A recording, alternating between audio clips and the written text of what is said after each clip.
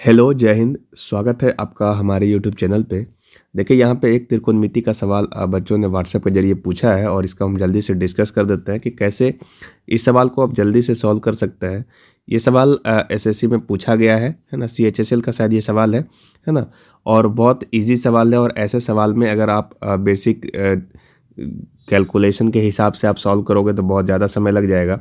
जल्दी से कैसे इसके ऐसे सवालों को सॉल्व करते हैं वो आपको सीखना है, ठीक है।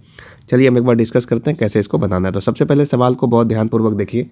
सवाल में क्या दिया गया है कि a बराबर लिखा गया है cot a plus cos a और b बराबर लिखा गया है cot a minus cos a, ठीक है। और आपसे पूछा है तो बताइए कि a square minus B square minus 4√अंडर AB का मान क्या होगा।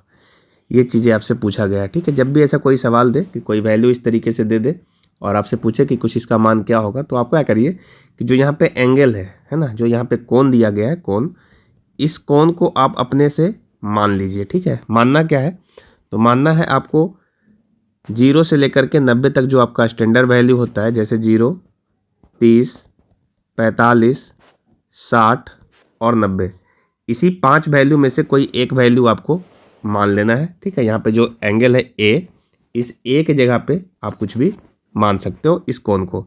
इसी को इसलिए मानना है क्योंकि इसका वैल्यू आपको पता होगा तो आप कैलकुलेट करने में थोड़ा इजी महसूस करोगे, ठीक है। अब सवाल ये आता है कि क्या मानना चाहिए, ठीक है। तो आप कोई भी ऐसा वैल्यू ना माने जिससे कि आपका जो दिया हुआ जो आपका केस दोनों दिया हुआ है वो आपका इन्फिनिटी में चला जाए, ठीक है। अनडिफाइन नहीं होना चाहिए, कोई भी ऐसा वैल्यू मानो जिससे वो फाइनाइट कोई भी वैल्यू मिल सके, ठीक है।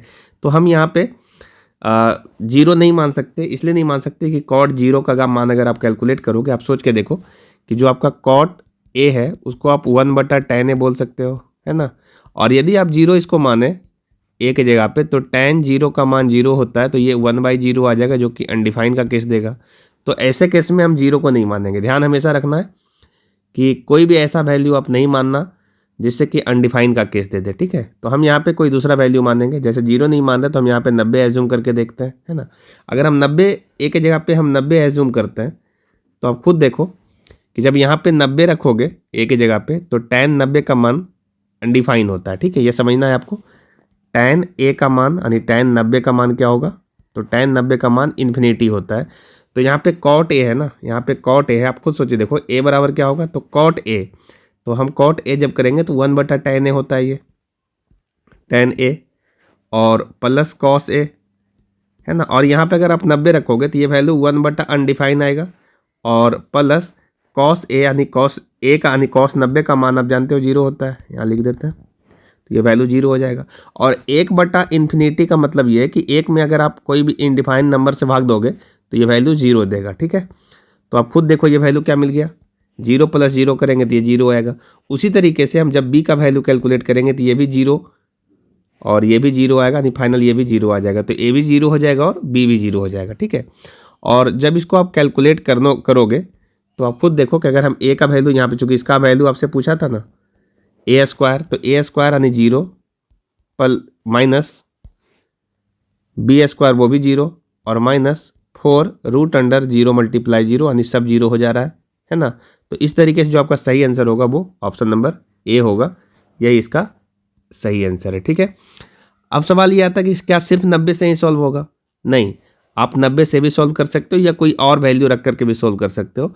वो डिपेंड करता है कि आप क्या रखते हो। सिर्फ ये ध्यान रखना है कि अनडिफाइन नहीं हो। अनडिफाइन होगा तो फिर कैलकुलेट करना आपके लिए सही नहीं होगा, ठीक है। आप चाहो तो 45 रख के सॉल्व करके चेक कर लो, उससे भी आपका आंसर आएगा। अगर आप चाहते हो तो हम इसको एक बार चेक करके दिखा देते हैं। देखिए हम यहाँ पे ए की जगह पे 45 एज्यूम करेंगे और उससे भी आपका आंसर आएगा। जैसे देखिए ए बराबर दिया हुआ है cot a और प्लस cos a। अगर हम यहाँ 45 मानेंगे ए के जगह पे तो ये cot 45 हो जाएगा और प्लस cos 45 हो जाएगा। तो फाइनल cot 45 का मान 1 होता है और इसका मान 1/√2 होता है, तो इसको हम ऐसे ही रहने देते हैं। उसी तरीके से जब आप b सॉल्व करोगे तो फिर आएगा cot 45 यानी 1 लिख ही देते हैं इसको भी, cot 45 माइनस cos 45, चूँकि हमने a की जगह पे 45 एज्यूम किया है, तो ये वैल्यू 1 - 1/√2 आएगा। ठीक है, अब सवाल आता है कि जब इसको हम स्क्वायर करेंगे, यहाँ से देखो आपसे पूछा क्या गया है, पूछा गया है a² minus b² minus 4 × √√AB। ए की जगह पर अगर हम रखेंगे, देखो a² माइनस b² है यहाँ पे, ये देखो फॉर्मूला है a² माइनस b², तो हम इसको बोल सकते हैं a + b × a - b और माइनस 4 × AB, और ये AB जो है आपका रूट के अंदर है। ठीक है, तो देखो a + b जब हम करेंगे तो ये आपका टोटल a है और ये इतना टोटल b है, जब दोनों को जोड़ोगे तो ये रूट वाला वैल्यू हट जाएगा और बचेगा 1 + 1 यानी ये 2 बचेगा, मल्टीप्लाई a - b करेंगे तो 1 और 1 खत्म हो जाएगा, बचेगा 2/√2। ठीक है, माइनस 4 इंटू, देखो जब इसको हम करेंगे a की जगह पे लिखेंगे 1 + √2, 1 + 1/√2 और b की जगह पे रखेंगे 1 - 1/√2, तो ये भी a + b × a - b आएगा, तो इसको हम a² माइनस b² बोल सकते हैं।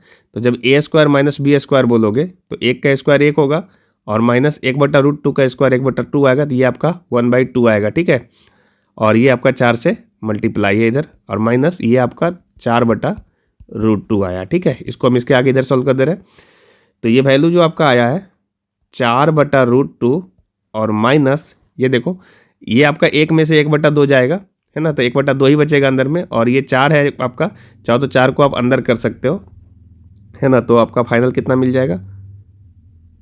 इसको ऐसे ही रहने देते, 4 मल्टीप्लाई ये आपका वैल्यू आ रहा है 1/√2। ठीक है, अब इसको आप देख लो, ये 4/√2 इधर भी है, 4/√2 इधर भी है, तो ये दोनों कैंसिल आउट हो जाएगा, तो फाइनल क्या बच जाएगा 0। तो इस प्रकार से इसका सही आंसर क्या होगा, ऑप्शन नंबर देखो ए में दिया हुआ है 0, यही इसका सही जवाब होगा। ठीक है, उम्मीद है आप इस सवाल को अच्छे से समझ पाओगे। जब भी कोई भी ऐसा सवाल देता है ना, कोई भी कंडीशन दो देता है, जैसे इस तरीके से कंडीशन दे अलग अलग, और आपसे किसी एक जो आपका टर्म है उसका वैल्यू पूछे कि क्या होगा इसका मान, तो आप यहाँ पे एंगल को एज्यूम करके बना सकते हो, यानी एंगल को आप पुट करके कोई भी वैल्यू से सॉल्व कर सकते हो। ठीक है, तो ये एक छोटा सा सवाल था जिसको आज हमने डिस्कस किया। अगर आपका भी कोई ऐसा सवाल है तो हमारे दिए हुए व्हाट्सएप नंबर पर सेंड कर सकते हो, जो भी इसका सही आंसर होगा वो आपको हम जल्दी प्रोवाइड कराने की पूरी कोशिश करेंगे। चलिए आज के लिए इतना ही, मिलते हैं कोई और नए क्वेश्चन के साथ, तब तक के लिए जय हिंद।